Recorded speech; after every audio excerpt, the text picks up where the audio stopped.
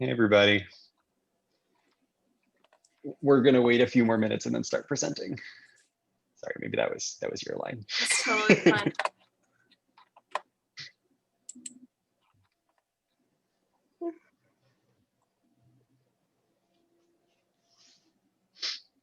We were just talking about the ridiculous things that I have bought for our new dog, and so if anyone has other ridiculous things that they either bought for their pets or think I should buy for my dog, you're welcome to chime in.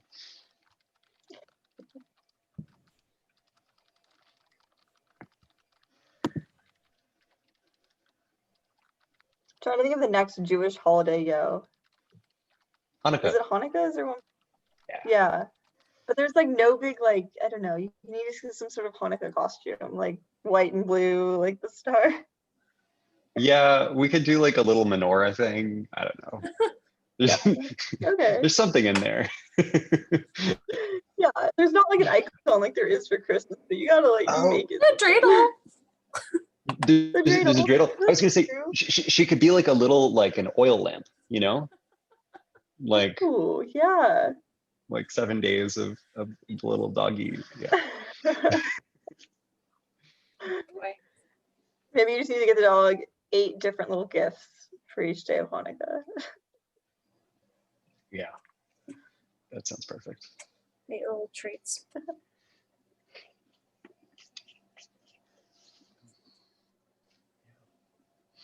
I only recently realized that you can probably 3D print dog bones. And so I wonder whether like I could like make her a thing to chew on. And then she could. Oh yeah, I guess they do make plastics that you can print with that are food safe, right? Yeah. Cool. Yeah. That'd be cool. It's currently you can squint, you can see the 3D printer running over there. Yeah, what do you have? I'm making keyboards. Well, what printer do you have? I have a Monoprice Maker Select V2. Okay. We just got an Ender. Oh, nice. That's awesome. Yeah, they were super on sale and we got one, but we can't get it to work. There's something funky going on. So. Okay. For real though, hit me up. I've spent like a long time debugging my printer, and so I might have the solution for you. Good to know, Trevor. I made a new friend who can help us get our 3D printer up and running. My husband's back there. Nice. Yeah, we'd really like to get it working because there's a lot of things I'd like to print. But yeah, happy to help. Working, so. All right, everyone. We can go ahead and get started. A few more people might trickle in. So before we get started, I just wanted to introduce Tessa and Yo. They're representatives from ClimateVoice. ClimateVoice is a new initiative with an urgent goal to mobilize the voices of the current and future workforce to catalyze companies to speak out on climate change policy. These are 2 of our student leaders from ClimateVoice, and they're going to tell you a little bit more about what they do and how you can mobilize and get started and join the effort. So please take it away. Feel free to share your screen whenever you're ready. All right. Shall I share it or you, Tessa? Go for it. Okay.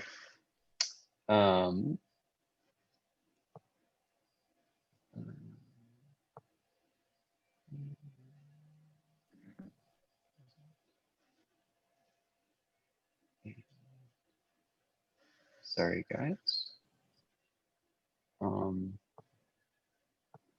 There we go. Okay. Everyone see the slides? Cool. Yes. Okay. So yeah, thanks for joining us, guys. ClimateVoice is this initiative that is really focused on one particular vector of change as far as climate goes. And that is really thinking about the way that our influence can push companies to lobby more aggressively on climate policy.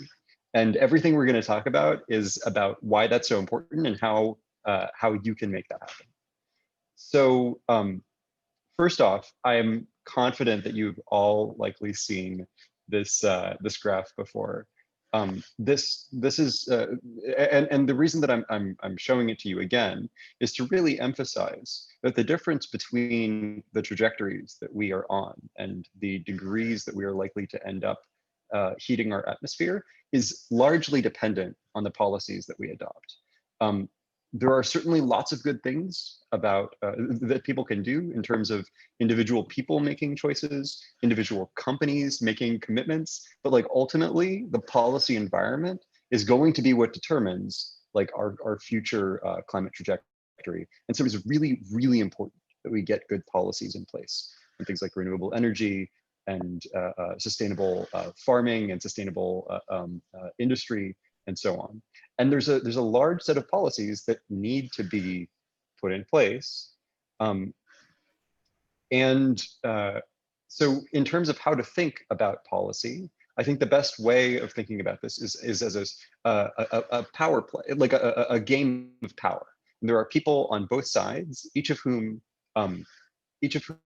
have certain tools at their disposal, and they're using them. And so if we want to understand the tools at the disposal of the climate obstructionist side, we really need look no further than the fossil fuel companies. Fossil fuel companies have outspent all other groups as far as climate lobbying goes by 10 to 1 in climate and lobbying in the US. And this dramatic disparity really it really tilts the battlefield, so that even the smallest climate victories that we have to be like our partial victories that require like slogging uphill. And this is not to say that activism and efforts by scientists and by organizers are not all pushing us in the right direction. But when the lobbying environment is such that that there are extremely powerful financial interests on one side and very few financial interests on the other side, they're just like it's really hard. So the point that we want to make is that corporations have great power. And these are not just fossil fuel companies, but these are also companies on the other side of this equation. Companies that potentially really have quite a lot to benefit from climate policies, or who have to benefit from a good climate. Now, the thing about great power is that with great power comes great responsibility. Nobody else is coming to save us. If companies don't step up and put their financial muscle in favor of lobbying for the sorts of policies that need to be passed for them, for their employees and their customers, and the citizens in the countries in which they operate in general, to be able to have a bright future, then like there is nobody else around here with the sort of economic power to counterbalance the fossil fuel lobby. And so what we need to do is we need companies to use their influence to push for pro-climate policies. Using their influence takes a lot of forms. It takes the form of simply of campaign donations. It takes the form of having outreach conversations with politicians. It takes the form of like hosting events and setting the agenda and getting information out there. It takes the form of bringing jobs in or out of certain jurisdictions that do or don't enact strong climate policies. And you might reasonably say that that this is actually an incredibly corrosive thing for our political process, and that what we should hope for is that companies would not be involved in climate politics or politics at all. And I am fully 100% on board with that. But I think that we need to realistically grapple with the possibility and the probability that we will not be able to get corporate influence out of the political process before we will need to make the sorts of climate decisions and climate actions that will prevent like a really dire 2050. And so the theory behind ClimateVoice is that we need to use all of the tools that are at our disposal. And right now, companies are really not showing up to the lobbying debate. Even companies that would normally be on the right side of this. So this is not to say that there are not companies that are already stepping up in all sorts of ways, especially around greening their operations.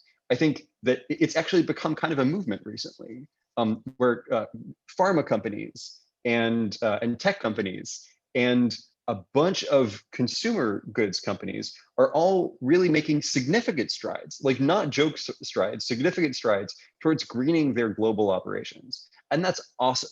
And like, I honestly think we should commend them for that. But a whole bunch of famous brands, one-off making these changes, are not going to add up to a global revolution of the sort that we need in terms of infrastructure change on climate. What we really need is for these companies to support policy environments that make it so that the entire economy decarbonizes, rather than just a few industry leaders who can afford it, who can afford doing it even when it leads to an imbalanced playing field. Now, why do companies not speak up on climate policy? The answer is fear. It is really the sense that if they were to do this, they would somehow open themselves up to criticism, to some sort of notion of a backlash. They're just afraid of the reaction from taking an actual political stand, and this fear has really been allowed to sort of be the driving factor, because there's been for a long time this perception that silence is neutrality.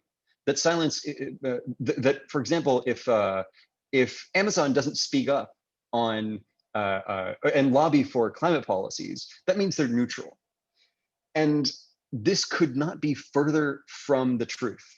The truth is that we are all screwed if something doesn't happen, and that no actor at the table has the kind of financial muscle necessary to seriously drive a political agenda to fight the fossil fuel companies on the other side, as do these large companies. And so the point here is that silence, even on the part of companies, is complicity with a policy environment that is going to be untenable for us and for the companies and for all of the company stakeholders. Now, the question is, how do we change this? How do we specifically, like students, right, have any effect on this, especially climate aware students? So what we are here to tell you is that we actually have a whole bunch of tools at our disposal, and that ultimately what's going to make a difference is to to push them where it hurts. Now, what do we mean to push them and to make sure that these companies know how we feel about climate, and how that affects our choices in terms of, for example, where to work, which is one of the most important things for these companies. Well, we have to tell them. Now, just to zoom out a little bit, the idea here is that perhaps our strongest point of pressure on companies is our ability to A, decide which company we work for, and B, influence our friends and all of our networks with other potentially valuable employees in terms of where they should work. And so the theory is that we need to make sure that people are expressing their preferences to employers about the sorts of places they want to work and the sorts of climate lobbying action that would happen there, and that this will create a real financial pressure on these companies, and both give them a justification to lobby, and B, financial pressure that if they don't lobby, then potentially their competitors will poach employees away from them. Tessa's going to go in, much more in depth into the specific strategies and how you can help. But for now, I just want to focus us on an example. So Amazon employs some of the most high-paid professionals out there who Amazon really needs in order to be able to run its operations. About 1,000 employees walked out, I believe it was last year at this point, maybe 2 years ago, in protest of the company's climate stances. Now, that really hurts a company like Amazon. It hurts them both because of their brand to consumers, but really significantly, it hurts them because of their brand to employees and to what these people and their friends and all of the people who see this on the news think about working at Amazon, which is honestly like what many companies like most important priority, especially around workforce development, is being able to attract intelligent, passionate young people. And if those intelligent and passionate young people are saying that they will not work for a company that does not do everything that needs to be done, including, as we're trying to emphasize here, including lobbying, that is really worrisome. Now, sometimes this leads to companies doing dumb gimmicks, like buying a sign that says climate pledge in big letters on the local arena in order to try and do everything they can to convince these employees that they are actually stepping up on climate. Note that in many ways, this climate pledge thing is really targeted at employees. They bought the sign in Seattle. They and you can really ask yourself, is this going to work? Are we going to let them try and get away with this? Or are most employees going to look at this and understand that this does not constitute real change?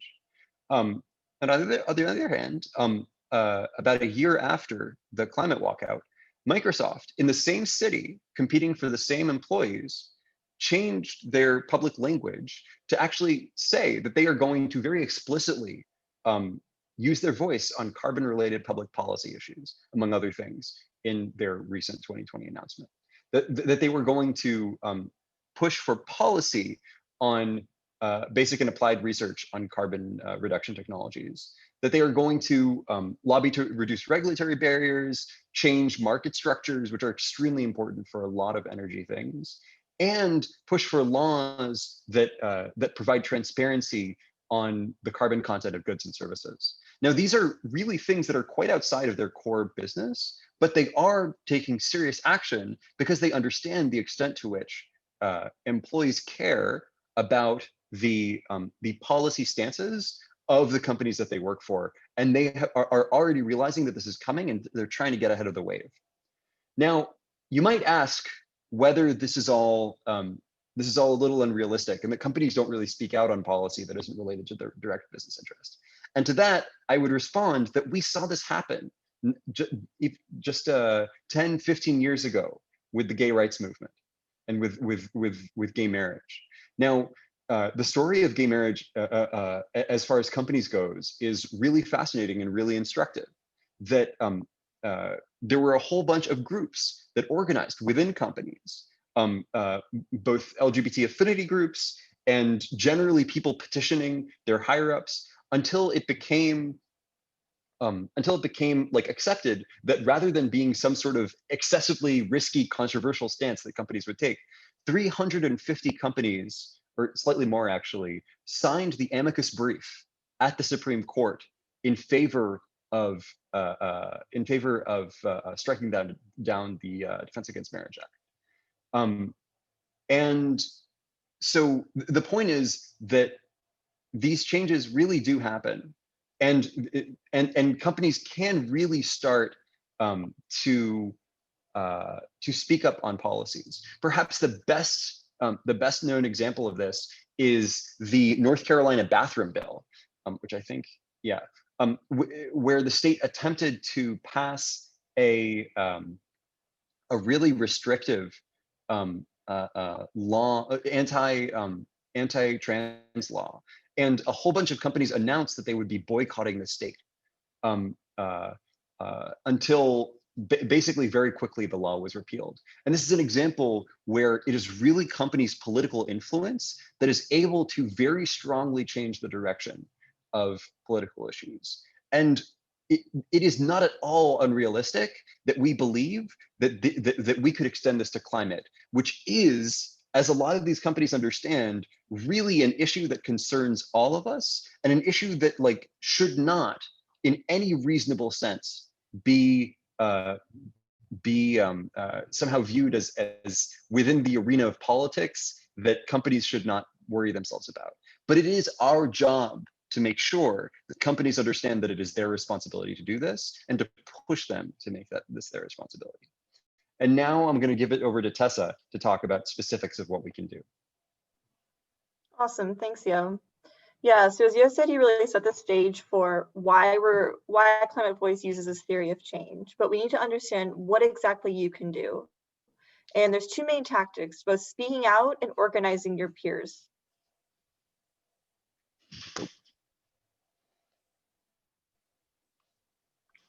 So what exactly does speaking up mean? So everybody has a voice and you need to use it. So anytime you have an interaction with a company, think of it as an opportunity to show them what it is that you care about, whether it's at a career fair, at an info session, during an interview, an offer negotiation. You have an opportunity to take a moment and ask this company what their commitments to climate action are. If you don't bring up these questions, nobody will, and companies are going to continue to coast by doing nothing, thinking that nobody cares, thinking that the candidates that they're competing for, this is just not an issue to them. And so we want a company's commitment to climate action to be something that people talk about, just like I would bring up about females in the workplace going into engineering. So this needs to become like a standard question.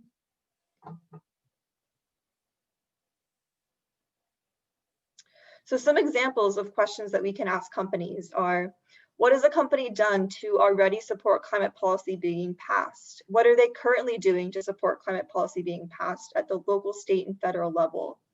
A lot of companies from like a big broad view, they say that they support the Paris Agreement, that they support a tax on carbon, but what exactly does this mean? We want to encourage them to go one step further, to have a specific plan of action for specific policies at local, state, federal levels that they're supporting, that they're advocating for, that they're spending their money to lobby on or to organize their voice around.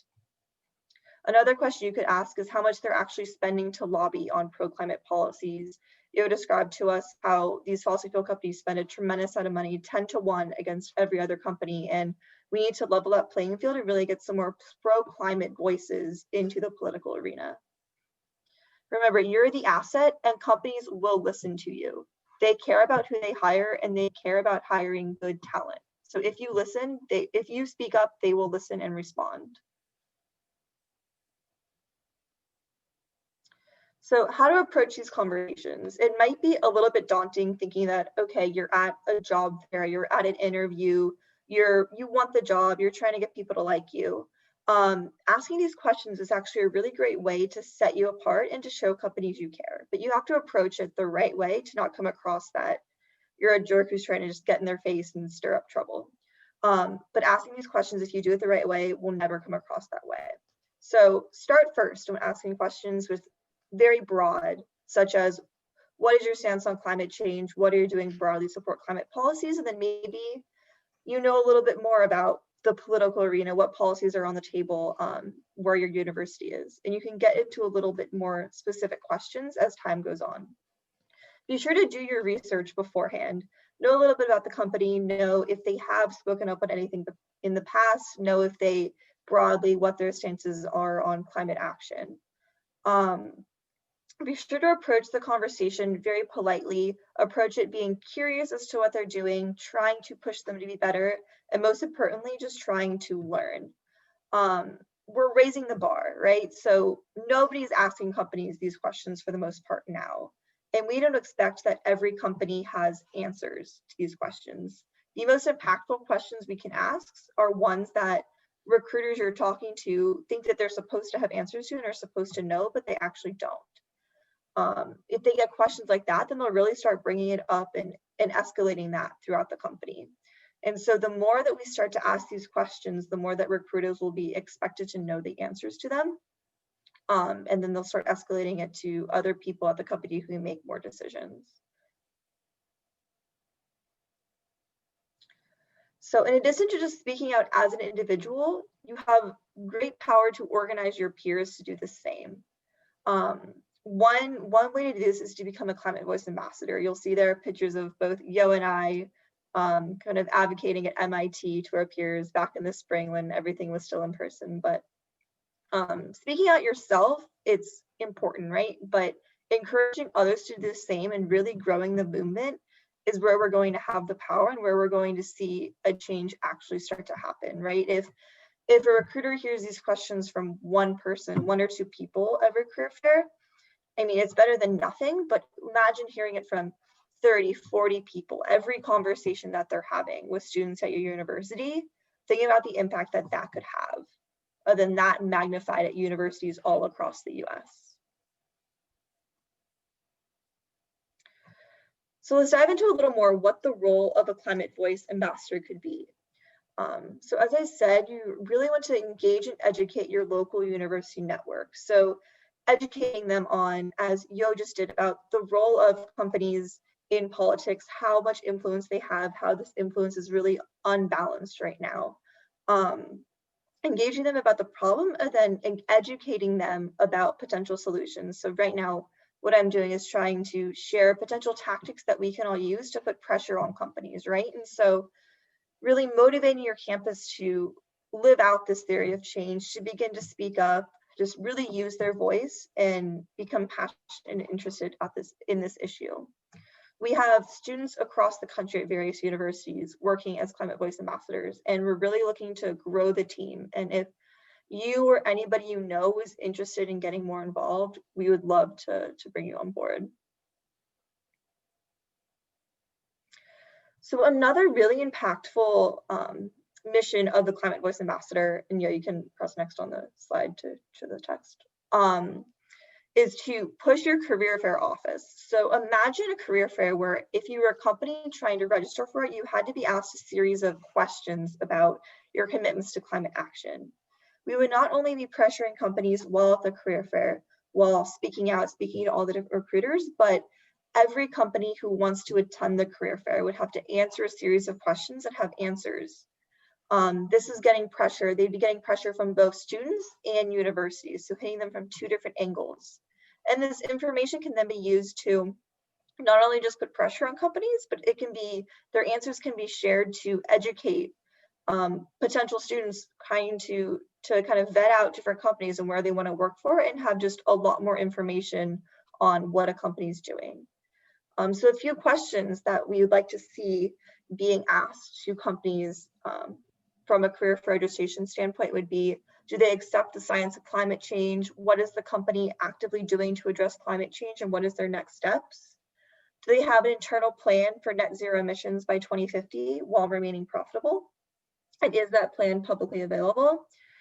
And arguably most importantly is, do they advocate for public policy that addresses the climate crisis? Other volunteer opportunities. So we are looking for more social media team volunteers. So if you have a particular interest in social media, that's also a very impactful way to try to reach a really wide audience.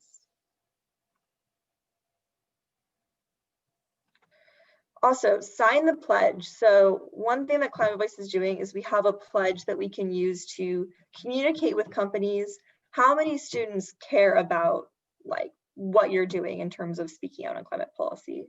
As by signing the Climate Voice pledge, you're essentially pledging to prioritize pushing your employers and maybe working for companies that are really showing that they're all in on climate, to vocalize your concerns and really urge them to do more, and then mobilize your peers to do the same.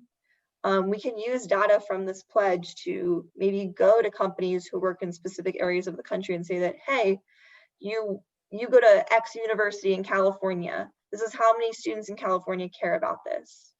So the pledge is really important, really impactful. If you have a moment after this, we'd really appreciate it if you checked out our website and signed that. And I'll leave you with this little slogan that we like to say is, our voices have the power, our companies have the power, and together we can save the planet. Join thousands of others to activate companies to go #AllInOnClimate. And now we'll open it up to any questions if you have any.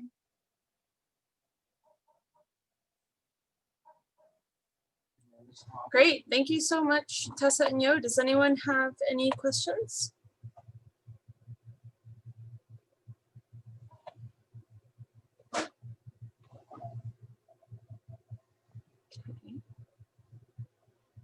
Okay. Um, well, if anyone wants to jump in with anything, please feel free to.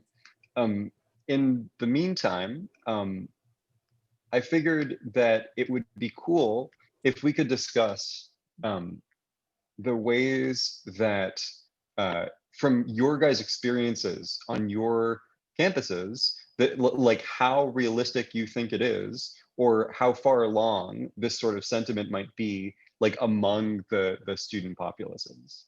So, um, does anyone have any thoughts they'd like to share on like whether they think this is sort of um, a good theory of change, or whether it has flaws, or what they think would happen on their campus?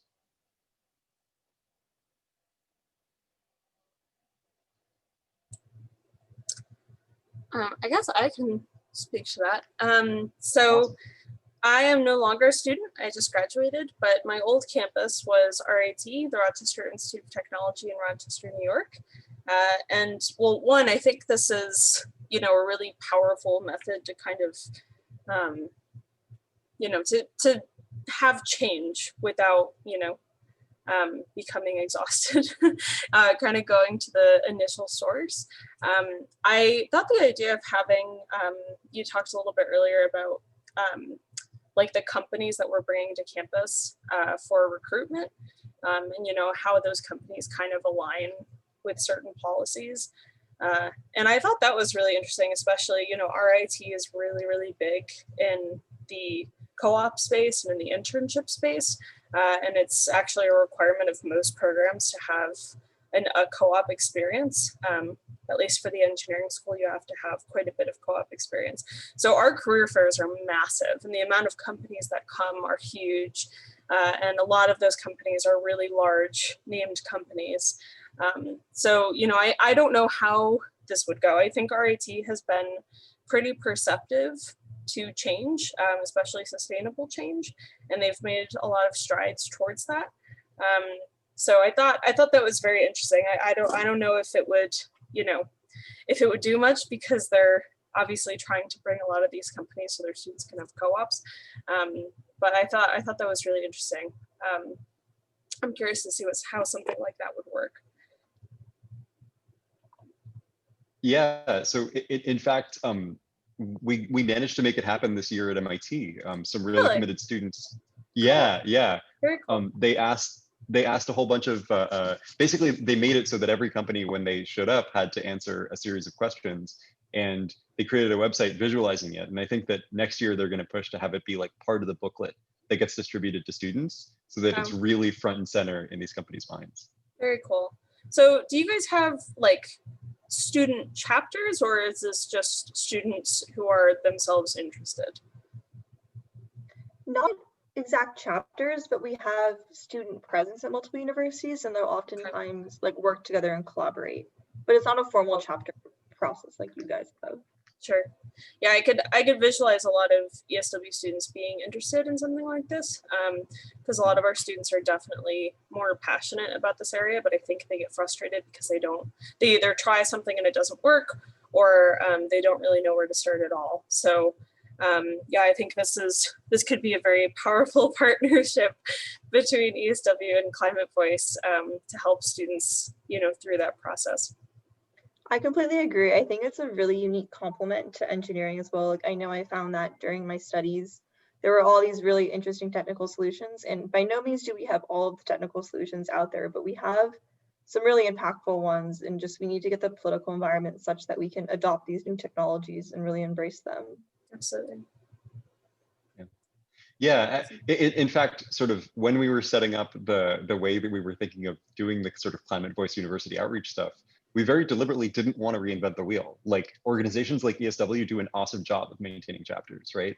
And so what we want to be is kind of like you can think of it as either a complement or maybe a parasite, and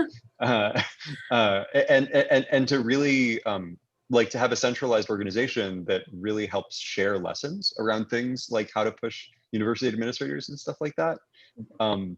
And yeah, honestly, what we would really love is either for the folks on this call or anyone hearing this later, we're like super happy to, and very excited to jump on like maybe calls at like particular universities and to like talk to folks there. Because like I really think that the sort of folks that ESW brings are exactly the sort of folks who have networks and the passion to really bring this message like much farther. And like we are really here to just like help people do that. Right. Awesome. That's great to know, especially, you know, a lot of our chapters are meeting virtually this semester and will probably continue to do so next semester. So I think a lot of them are looking for kind of creative ways to still have that engagement amongst all of the students in the chapter. So having like speakers come in or, you know, having kind of those collaborations would be, I'm sure, very well received. So yeah, I can definitely talk with, I think Tessa was initially talking with Sarah and Sophie. That's how we got introduced. So, you know, I'll see if those talks are continuing because I'm sure a lot of chapters would be interested in that. Yeah, we would love to hop in and continue to engage with you all. Awesome. All right, well, any other questions, any thoughts, comments?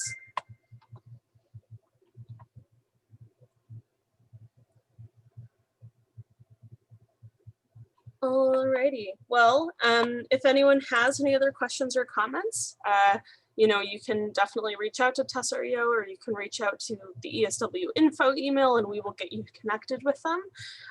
But I'm sure you will be hearing from them again at other ESW events or right in your chapter meetings. So we hope that you enjoyed this presentation and that you will join us again soon. Thanks for having us. Have a lovely week, Thank a lovely you. Sunday, everyone.